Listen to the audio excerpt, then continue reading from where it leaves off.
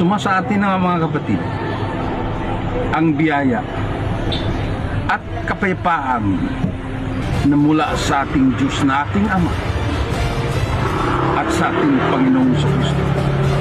Back to the Scripture. Kung ibabatay natin sa sentido bibliko, basa na siya ang larawan ng Diyos na di nakikita ang panganay ng lahat ng mga nilalang, sapagkat sa kanya nilalang ang lahat ng mga bagay sa sangkalangitan at sa sangkalupaan, na mga bagay na nakikita at ang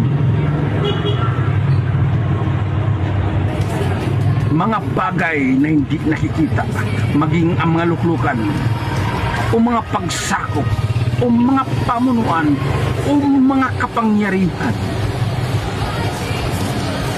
Ang lahat ng mga bagay ay nilalang sa pamagitan niya at ukol sa kanya, sapagkat ayon sa nasusulat, basa na siya ang una sa lahat ng mga bagay, at ang lahat ng mga bagay ay nangabubuhay